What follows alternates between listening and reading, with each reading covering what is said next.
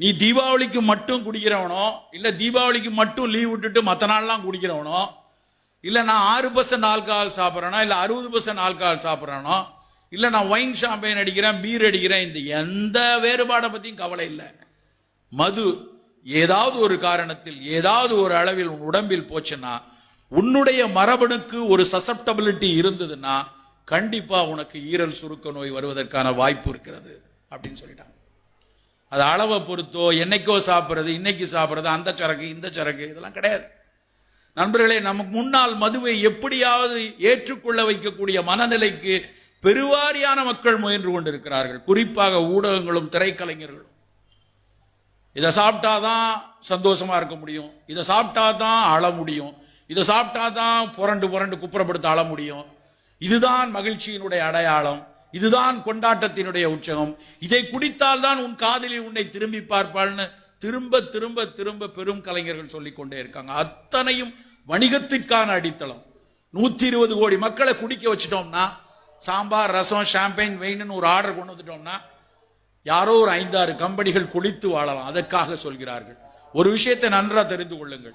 ஒருவேளை எனக்கு ஒரு இதய நோய் வந்துருச்சு, ஒரு இதயத்தில் மாரடைப்புனா, இன்றைக்கு ஒரு 1.5 லட்சம் ரூபாய் 2 லட்சம் ரூபாய் செலவு பண்ணி ஒரு பைபாஸோ இல்லைன்னா ஒரு ஏஞ்சியோ ஸ்டென்டிங்கோ பண்ணனா, அதற்கப்புறம் நான் கட்டுப்பாடான ஒரு வாழ்க்கையும் உணவும் எடுத்துக்கொண்டா 15 வருஷத்துக்கு எனக்கு எந்த பிரச்சனையும் கண்டிப்பா வராதுன்னு சொல்ல முடியும்.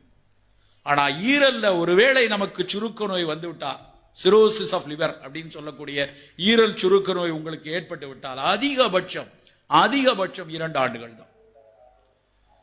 அப்படி நான் ஈரல் சுருக்க நோய் வந்தாலும் உயிர் வாழ வேண்டும் என்றால் யாரோ ஒருவர் எனக்கு ஈரலை தானமாக கொடுக்கணும். ஒரு இறந்து போன நபர் அவருடைய ஈரலை எனக்கு கொடுக்கணும். கொடுத்தா மட்டும் பத்தாது, அதோடு 48 லட்சம் ரூபாய் இன்றைய அளவில் 48 லட்சம் ரூபாய் பணம் இருந்ததுன்னா, ஒரு கெடாவர்ல இருந்து லிவர் கிடைச்சதுன்னா டிரான்ஸ்பிளான்ட் பண்ணிக்கலாம். இல்லைன்னா கூட பிறந்த அண்ணனோ தம்பியோ தனக்கு நன்றாக வேலை செய்யக்கூடிய ஈரல்ல, தம்பி குடிச்சு குடிச்சு சீரழிஞ்சு போச்சு, பரவாயில்ல என் ஈரல்ல கொஞ்சம் பிட்டு எடுத்து கொடுக்கன்னு அவர் தானமா கொடுக்கணும். அவர் ஒரு இட்லியவே பிட்டு தருவாரான்னு கொஞ்சம் யோசிச்சு பாருங்க. ஈரலை பிட்டு தருவானா? இப்படி செய்தால் மட்டும்தான் நண்பர்களே 15% நம் உயிர் வாழ முடியும். ரொம்ப ரொம்ப எச்சரிக்கையா இருக்க வேண்டிய காலம்.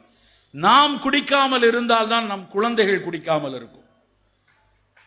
நாம் வீட்டில் நான் என்னைக்கோ ஆபீஸ்ல எனக்கு ஒரு பார்ட்டி, எனக்கு ஒரு முக்கியமான வியாபாரத்திற்காக நான் போய் குடிக்கிறேன்னு ஏதாவது ஒரு பொய்யான காரணத்தை சொல்லிவிட்டு என் குழந்தை குடிக்க கூடாது என்று பேசுவது முட்டாள்தனம். முழுக்க முழுக்க நாம் அடையாளமாக இருக்க வேண்டும். இதுவரை எந்த காரணத்திற்கு நாம் பழகி இருந்தால் கூட இன்றிலிருந்து தயவு செய்து இதிலிருந்து வெளியே வாருங்கள். ஏனென்றால் எங்கோ வெளிநாட்டில் எவனோ குடிக்கிறான், அதனால ஒரு நோய் வந்ததுன்னா அவனை பாதுகாக்க அவனுக்கு அரசு இருக்கிறது, குடும்பம் இருக்கிறது, பணம் இருக்கிறது. இங்கு அத்தனையும் போய் இங்கே நாம் ஒரு நோய் கூட்டத்தில் சிக்கி கொண்டால் மொத்த சமுதாயத்திற்கும் மொத்த சமூகத்திற்கும் எத்தனை மிக முக்கியமான மனிதர்களை நாம் குடியினால் இழந்திருக்கிறோம் என்று நான் சொல்ல வேண்டியதில்லை, உங்களுக்கு தெரியும். அவசியமா என்று யோசித்து பாருங்கள். அது தவிர புகை எந்த அளவுக்கு புற்றுநோய்க்கு காரணமோ அதே அளவுக்கு புகையில் இருக்கக்கூடிய நிக்கோட்டின் எப்படி மருத்துவத்தில் பிரித்து வைத்திருக்கப்படுகிறார்களோ அதே இடத்தில் தான் எத்தனாலும் இருக்கிறது. சொல்ல போனால் அகர வரிசையில எத்தனால் தான் முதல்ல இருக்கு, அதுக்கப்புறம் தான் நிக்கோட்டின் இருக்கு. ஆனால் யாரும் எத்தனாலை பற்றி பேசுவதில்லை.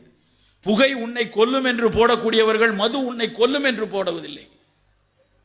ஏனென்றால் அதுக்கு பின்னாடி இருக்கக்கூடிய வணிகம். நண்பர்களே, எப்படி நாம் பீஸா வேண்டாம், பர்கர் வேண்டாம், நூடுல் வேண்டாம் சொல்றோமோ அதே மாதிரி மது வேண்டாம் என்று சொல்வதற்கும் தயங்கக்கூடாது. நன்றி, வணக்கம்.